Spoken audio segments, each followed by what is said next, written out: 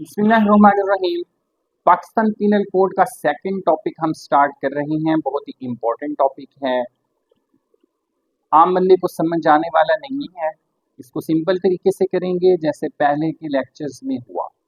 Criminal liability को हमने बहुत ही इजी वे में किया। मुझे उम्मीद है कि आपने वो लेक्चर्स सुन लिए होंगे और आपको क्रिमिनल लायबिलिटी के तमाम सेक्शंस समझ भी आ चुके होंगे और आपने याद भी कर लिया होगा। अबैटमेंट को भी इसी तरह से सिंपल वे में करेंगे। अबैटमेंट की डेफिनेशन अगर समझ में आ जाए तो अबैटमेंट में बाकी कुछ भी नहीं रहता। बाकी अबैटमेंट का टॉपिक बहुत आसान है। आपने इसकी डेफिनेशन को समझना है, तवज्जो से सुनना है। फिर अबैटमेंट से जो क्वेश्चन प्रोसिक्यूटर के पेपर में आए या प्रीवियसली जिन जिन जुडिशल एग्जाम्स में ये क्वेश्चन यहाँ से बने हैं, तो उनको मैं डिस्कस करूँगा। वो आपको बताऊँगा कि किस तरह से अबैटमेंट से क्वेश्चन बन के आ सकते हैं। डियर स्टूडेंट्स, कहा जाता है कि जंग की तैयारी के लिए अपने आप को उस सिपा सलार के सुपुर्द करो जिसने खुद कभी शमशीर हाथ में पकड़कर जंग में हिस्सा लिया हो। तो मैं आप लोगों को ये बात इसलिए कह रहा हूँ कि मेरे पास नहीं, जहाँ भी प्रिपरेशन करें, जिस एग्ज़ाम की भी करें, तो उस बंदे के पास करें जो ऑलरेडी एग्ज़ाम्स में अपीयर हुआ हो, जिसने खुद प्रिपरेशन की हो, उसका लॉन्ग टाइम एक्सपीरियंस हो, उसके पास पढ़ें। मैं ये नहीं कह रहा कि मेरे पास पढ़ें, मैं ये कह रहा हूँ कि जहाँ पर भी हैं, जिसके पास भी हैं, जिस जगह पे भी हैं, उस बंदे के पास पढ़ें जिसका अपना पर्सनल एक्सपीरियंस हो। मार्केट में अपने आप को ना फेंकें, आपको ये लोग ज़ाय कर देंगे। तो हम स्टार्ट करते हैं अपने टॉपिक को। टॉपिक हमारा है अबैटमेंट। अबैटमेंट से क्वेश्चन वही जो पहले हमेशा बताता हूँ, चैप्टर का पता होना चाहिए कि अबैटमेंट का चैप्टर 5 है पाकिस्तान पीनल कोड का, और अबैटमेंट की डेफिनेशन जो है वो बताई गई है सेक्शन 107 में। 107 की हेडिंग है अबैटमेंट ऑफ अ थिंग। इसको उर्दू में कहते हैं आनत। और ये है क्या, इसको हमने समझना है विद एग्जाम्पल्स। ये 3 तरीकों से हो सकती है। फर्स्ट है इंस्टिगेशन, सेकंड है कॉन्स्पायरेसी और थर्ड है एडिंग। बाय इंस्टिगेशन अबैटमेंट होती है, या बाय कॉन्स्पिरेसी होती है, या बाय एडिंग होती है। अब इन 3 वर्ड्स को हमने एक्सप्लेन करना है, ये समझ में आ जाएंगे तो अबैटमेंट समझ में आ जाएगी। इंस्टिगेशन होती है परसुएड करना, प्रोवोक करना, इश्तियाल दिलाना, जुर्म के लिए उकसाना। दो बंदों की आपस में लड़ाई है, ए और बी की। ए सी का दोस्त है, सी के साथ बैठता है, सी उसको इंस्टिगेट करता है, परसुएड करता है कि बी का मर्डर कर दो,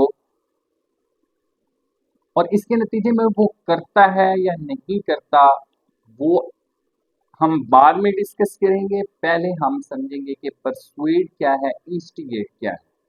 किसी को उकसाना, बरगलाना, तरगीब देना कि जुर्म करो, तो इस किस्म की अबैटमेंट को कहेंगे अबैटमेंट बाय इंस्टिगेशन। ए कहता है बी को, सी को कत्ल कर दो, बी सी को कत्ल कर देता है, तो ये इस पर क्रिमिनल लायबिलिटी आयद होगी, ये रिस्पॉन्सिबल होगा। सेम उसी तरह ये समझा जाएगा कि जिस तरह बी ने कत्ल किया है उसी तरह ए ने भी कत्ल किया। Same responsibility, same criminal liability impose होगी दोनों पर। Abetment by conspiracy when two or more persons agree to commit an offense or crime। जब दो या दो से ज्यादा लोग एग्री हो जाते हैं कि हम मिल के कोई जुर्म करेंगे तो फिर उस किस्म की अबैटमेंट को कहेंगे abetment by conspiracy. Abetment by conspiracy में हम एग्जाम्पल देखेंगे कि ए एंड बी ये दोनों प्लान करते हैं कि ये रॉबरी करेंगे, रॉब करेंगे, अब बैंक लूटेंगे और इस पर्पस के लिए ये वेपन्स खरीदते हैं। अब ये दोनों जो काम कर रहे हैं ये अबैटर हैं, कंस्पायरेटर हैं, ये इस किस्म की अबैटमेंट को कहेंगे अबैटमेंट बाय कॉन्स्पेरेसी। ए और बी प्लान करते हैं कि एक घर जो रिहायशी घर है उसको जलाते हैं, उसके लिए वो पेट्रोल खरीदते हैं। जब उन्होंने पेट्रोल खरीद लिया इस पर्पस के लिए कि घर जलाएंगे तो अबैटमेंट बाय कंस्पायरेसी हो गई लोगों के दरमियान। अबैटमेंट बाय एडिंग इसकी थर्ड काइंड है। एडिंग की एग्जाम्पल है कि A give his car to B, A B को कार देता है to help him escape after robbery, कि ये मेरी कार ले जाओ, जब तुम रॉबरी करोगे तो उसमें ये कार तुम्हारी मदद करेगी, तुम वहां आसानी से भाग सकोगे। तो अब इस तरह की जो अबैटमेंट होगी इसको कहेंगे अबैटमेंट बाय एडिंग, हेल्प करना, इमदाद करना। तो अबैटमेंट के ये तीन एलिमेंट हैं, विद एग्जाम्पल्स आपको मैंने समझा दिया है। अगर ये समझ में आ गए हैं तो आपको अबैटमेंट समझ में आ जाएगी। फिर अबैटमेंट के फर्दर सेक्शंस हैं, वहां से एमसीक्यूज आ सकता है, 107 से भी आ सकता है। फिर अब हम 108 को देखते हैं कि अबैटमेंट क्या है और अबैटर कौन होगा। हम अभी अबैटर को देखते हैं, उसके बाद हमने देखनी है पनिशमेंट के अब इन दोनों को सजाएं किस तरह से होंगी। जो अबैटर है उसकी क्या सजा है और अबैटमेंट के परसुएंस में जो अक्यूज पर्सन ऑफेंस कमिट कर रहा है, जिसको हम प्रिंसिपल ऑफेंडर कहते हैं, मेन मुलजिम कहते हैं, उस पर क्या रिस्पॉन्सिबिलिटी होगी, क्रिमिनल लाइबिलिटी होगी और उसको क्या सजा दी जाएगी। सेक्शन 108 में डेफिनेशन बताई गई है अबैटर की। अब ये आपसे सिर्फ इतना भी पूछ सकते हैं कि अबैटर का सेक्शन कौन सा है। ये मैं आपको बता रहा हूँ कि इसको बाय सेक्शन याद रखना है, अबैटमेंट का सेक्शन याद रखना है और इसके ये तीन एलिमेंट आपको याद होने चाहिए। और इनमें से वो कोई एग्जाम्पल दे देंगे स्टेटमेंट में, जो एमसीक्यूज बनेगा उसमें से फिर वो पूछ लेंगे कि ये किस किस्म की अबैटमेंट है। अब ये आपको समझना, आपका कॉन्सेप्ट क्लियर करना जरूरी है कि अबैटमेंट से जिस तरह से फिर वो बार बार कहना पड़ता है कि वो नोट्स हैं मार्केट में, तो इस तरह का कोई जो है वो वहां पर बीपीएससी के पास कोई कॉन्सेप्ट नहीं है आजकल जो वो पेपर बना रहे हैं। तो उन्होंने यहाँ से एक एग्जाम्पल उठा लेनी है और आपसे पूछना है कि ये अबैटमेंट बाय इंस्टिगेशन है, बाय कॉन्स्पायरेसी है या अबैटमेंट बाय एडिंग है। तो फिर अगर आपका कॉन्सेप्ट क्लियर होगा तो आप राइट आंसर जो है वो चूज कर सकेंगे। अबैटर है जी, इसके लिए मैं आपको एग्जांपल्स बता रहा हूँ। 108 में अबैटर याद रखना है, डिफाइन किया गया है। A is not legally bound to feed B's child। A legally bound नहीं है कि वो 20 के चाइल्ड को फीड कराए, उसकी रिस्पॉन्सिबिलिटी नहीं है उसकी मदर की है। 20 चाइल्ड है तो बी ने फीड करवाना है, ए बाउंड नहीं है। अब अनफॉर्चुनेटली इसने करवाना है, बी नहीं है, जो भी मसला है, बीमार है और बच्चे की जरूरत है। सी कहता है ए को कि तुमने बी के चाइल्ड को फीड नहीं करवाना। इसके सी के कहने पर ए ने बी के चाइल्ड को फीड नहीं करवाया, जिसकी वजह से बी के चाइल्ड की डेथ हो। तो इस सूरत में भी सी जो होगा ये अबैटर होगा। सी हो जो है वो क्या होगा, अबैटर होगा। ये लीगली बाउंड नहीं था, लीगली बाउंड नहीं था, ये काम करने लगा था, इसने उसको रोक दिया, इसके रोकने की वजह से बच्चे की डेथ हो गई। तो अब सी बन गया अबैटर। ए इंस्टिगेट करता है बी को कि वो मर्डर करे सी का, तो कौन अबैटर है, ए जो है ये अबैटर है। ए परसुएड करता है अ चाइल्ड और ल्यूनेटिक टू कमिट मर्डर। अब जब हम जनरल एक्सेप्शन में जाते हैं तो सेक्शन 82 से ऑनवर्ड हमने पढ़ा था कि जब चाइल्ड या lunatic person, unsound mind person कोई ऑफेंस कमिट करेगा तो उनका ऑफेंस जो है, उनका वो एक्ट ऑफेंस नहीं होगा, जुर्म नहीं होगा, ये हम पढ़ चुके हैं। लेकिन एक बंदा जो बिल्कुल दुरुस्त है, ठीक हालत में है, साउंड माइंड है, वो इंस्टिगेट करता है पागल शख्स को या बच्चे को कि जाके किसी का कत्ल कर दो। अब उसके कहने पर उन पर तो रिस्पॉन्सिबिलिटी, क्रिमिनल लाइबिलिटी नहीं है, लेकिन इस पर तो है। इसके कहने पर वो ऑफेंस कमिट करते हैं, वो लाइबल हो या ना हो, ये लाइबल होगा जिसने इंस्टिगेट किया। यहां पर कौन है अबैटर, ए।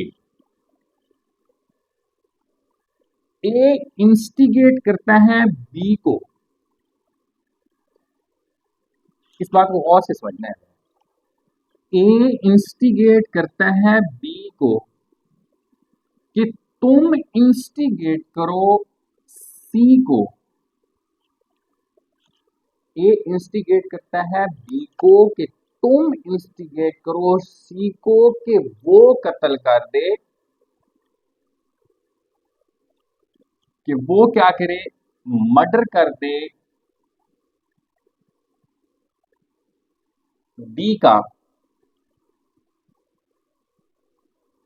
तो यहां पर ए और बी ये दोनों अबैटर होंगे।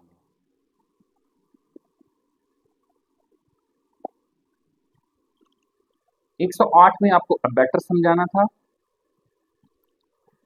इसको अगर आप बुक से पढ़ें तो आपको कुछ भी नहीं समझ आएगा। ये एग्जाम्पल्स के साथ मैं आपको समझा रहा हूँ, यही एग्जाम्पल्स ही उन्होंने आपसे पूछनी है, यही चीजें आनी है स्टेटमेंट में, और स्टेटमेंट से आपने राइट आंसर को चूज करना होगा, उसको क्लिक करना है। तो अबैटर आप लोग जो है ये समझ चुके हैं। अब दो वर्ड मैं आपको समझाना चाहता हूं, मैंने यहां पे लिखे थे एक्ट और ओमिशन। एक्ट होता है किसी काम का करना, काम का करना, इसको कहते हैं एक्ट। ओमिशन क्या होता है,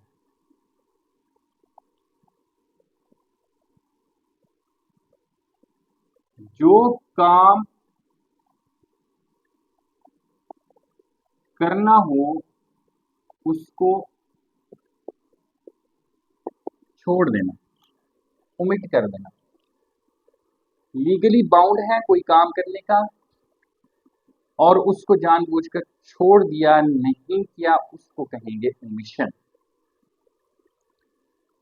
तो एक्ट आर ओमिशन, एक्ट तो सबको पता है, ओमिशन का आप लोगों को पता होना चाहिए, ये लीगल टर्म्स में पूछा जा सकता है।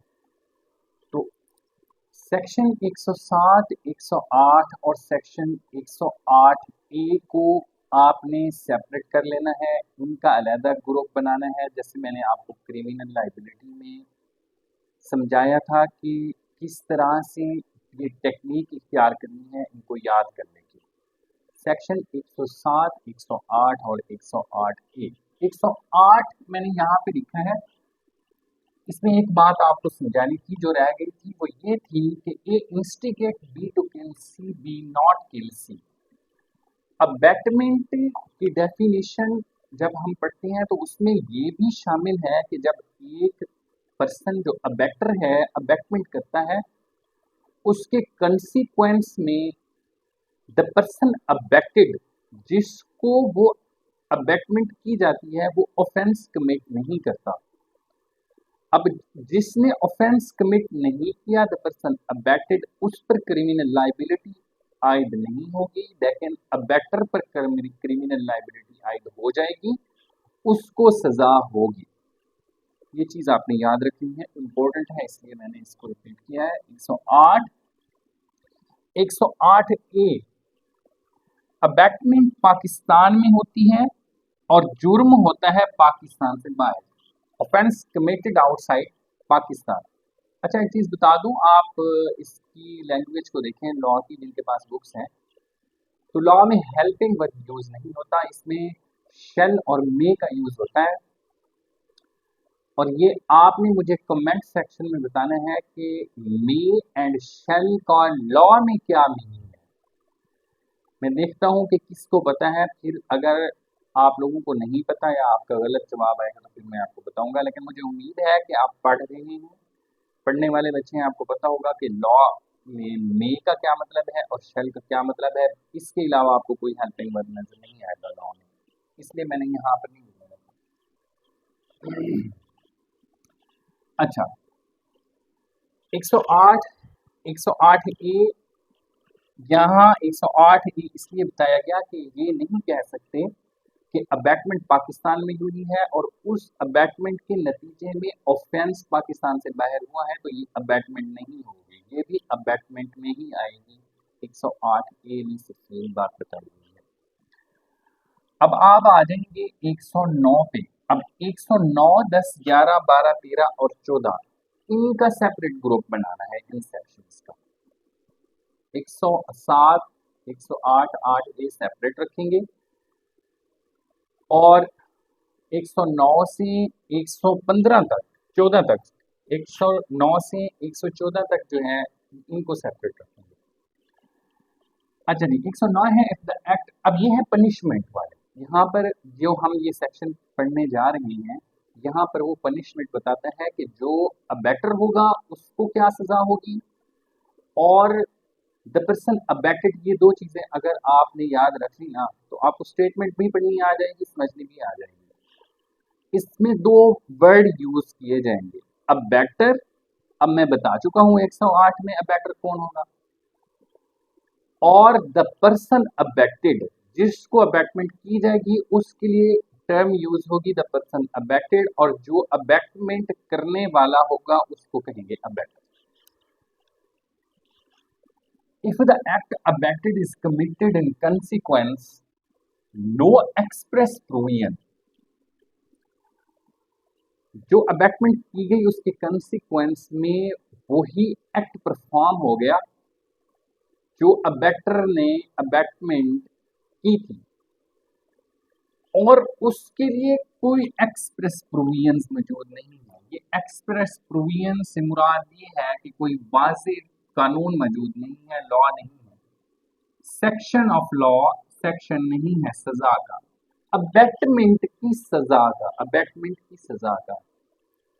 302 है ना, कत्ल करता है, वहां पर कहीं भी नहीं बताया गया कि अबैक्टर को क्या सजा होगी। तो फिर यहाँ पर 109 में बताया गया है कि अगर एक्सप्रेस प्रोविजन मौजूद नहीं है, जो जुर्म किया गया है अबेटर के कहने पे, तो फिर उसको वही सजा दी जाएगी जो उस जुर्म की सजा होगी। 302 कत्ल में सजाए मौत है, उम्र कैद है, लाइफ इम्प्रिजनमेंट है। कत्ल करने वाला द पर्सन अबेक्टेड, उसको जो पनिशमेंट मिलेगी सेम पनिशमेंट अबेटर को मिलेगी। 109 कहते हैं अबेटर को ताजीर की सजा मिलेगी। अब ताजीर की सजा क्या है ये भी आपने मुझे कमेंट्स में बताना है। और बस 109 में इतना करें कि जहां नो एक्सप्रेस प्रोविजंस मौजूद नहीं होंगे, अबेटर को ताजीर की सजा मिलेगी और सेम पनिशमेंट मिलेगी जो ऑफेंस द पर्सन अबेटेड ने कमिट किया, वही पनिशमेंट उसको सजाए मौत मिलेगी, तो इसको भी सजाए मौत। 110 इंटेंशन और नॉलेज डिफरेंट है। If the person abetted does the act, person abetted अब आपको समझ आ गया है, person abetted does the act with the different intention और knowledge from that of the abettor. Abettor ने जो इंटेंशन और नॉलेज अबेटर का था, तो पर्सन अबेटेड ने जो एक्ट किया वो डिफरेंट था। तो फिर पनिशमेंट कैसे मिलेगी? जो उसने ऑफेंस कमिट किया डिफरेंट, उसकी पनिशमेंट मिलेगी। भला किसको? किसको? अबेटर की पनिशमेंट की बात हो रही है यहाँ पर। अबेटर की पनिशमेंट की बात कर रहे हैं यहाँ पर, हम उस पर्सन अबेटेड की बात नहीं कर रहे। उसको तो उस जुर्म की सजा मिलेगी जो वो जुर्म करेगा। हम यहाँ पनिशमेंट देख रहे हैं अबेटर की, सारे सेक्शंस डिफरेंट सर्कमस्टांसेस बता रहे हैं कि अगर सर्कमस्टांसेस इस तरह के होंगे तो अबेटर को ये सजा मिलेगी, अगर सर्कमस्टांसेस इस तरह के होंगे तो अबेटर को ये सजा मिलेगी। 111 कहते हैं liability of abettor one act abetted and different act done. एक एक्ट अबेटमेंट हुई थी वन एक्ट की, और द पर्सन अबेटेड उसने जी कमिट किए डिफरेंट एक्ट। अब जो जो एक्ट वो करेगा, डिफरेंट एक्ट किए तो जो जो एक्ट वो करेगा उसकी पनिशमेंट मिलेगी। 112 को देखें जी, कम्युलेटिव पनिशमेंट होता है कंबाइन। कम्युलेटिव का क्या मतलब होता है? कंबाइन पनिशमेंट, इकट्ठी हो जाएंगी सजाएं। Abettor liable to cumulative punishment for act abetted and for act done। जो एक्ट अबेटेड था, जो उसको अबेटमेंट की गई थी, वो और एक्ट था, और जो उसने परफॉर्म किया, कमिट किया, वो और एक्ट था। अब ये दोनों करता है, अबेटमेंट वाला भी करता है और डिफरेंट एक्ट भी करता है। तो इस पर जो लाइबिलिटी होगी, अबेटर पर जो लाइबिलिटी होगी, ईच ऑफेंस की होगी। जो जो ऑफेंस कमिट होंगे सब पर उसकी क्रिमिनल लाइबिलिटी ऐड हो जाएगी, उसको सबकी सजा मिलेगी। 113 को देखें जी, liability of abettor for an offence for an effect caused. ये इफेक्ट कास्ट को आपने देखना है। एक अबेटर द पर्सन अबेटेड को इंस्टिगेट करता है कि किसी शख्स को जाके ग्रीवियस हर्ट काज करो, उसके हाथ काट दो, बाजू काट दो, तोड़ दो, किसी भी किस्म का डेथ के अलावा। अब ये अबैटर जानता है कि जब ये इस तरह का ग्रीवियस हर्ट काज करेगा तो विक्टिम की डेथ हो सकती है, इससे बंदा मर जाएगा। तो अब जो बंदा द पर्सन अबैक्टेड है उसको तो सजा मिलेगी, अबैटर को भी वही मिलेगी जो इफेक्ट काज होगा, जो नतीजा उस एक्ट का निकलेगा। ग्रीवियस हर्ट की सजा इसको नहीं मिलेगी। अगर बंदे की डेथ हो गई तो अबैटर को भी वही सजा मिलेगी जो डेथ के ऑफेंसेस में बताई गई है। 114 section, abettor is present when offence is committed. अब बाकी जहां जो जो चीजें हमने पढ़ी हैं उसमें अबैटर जो है वो मौके पर मौजूद नहीं है जहां पर ऑफेंस कमिट हो रहा है। सेक्शन 114 में बताया गया है कि यहाँ पर अबैटर अबैटमेंट भी करता है और मौके पर भी होता है, तो इसकी लाइबिलिटी क्या होगी? सेम पनिशमेंट होगी, इसको सेम लाइबिलिटी होगी। जो ऑफेंस कमिट किया जाएगा द पर्सन अबैटेड की तरफ से, अबैटर की भी वही लाइबिलिटी होगी। अच्छा, अबैटमेंट का ये जो लेक्चर है मैं यहाँ पर इसको कंप्लीट कर रहा हूँ। जो बाकी सेक्शन रहते हैं तो उनको बाद में डिस्कस करेंगे। एक चीज़ आपको बतानी थी वो ये थी कि कल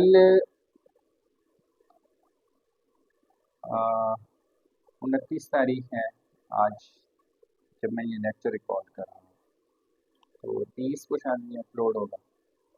तो मेरे ख्याल में लाहौर हाई कोर्ट के प्रेसिडेंट की तरफ से एक रिट पिटीशन फाइल होने जा रही है इस पेपर के स्टे के लिए कि एसडीओ का पेपर जो है वो इलेक्शन डे पे आ रहा है।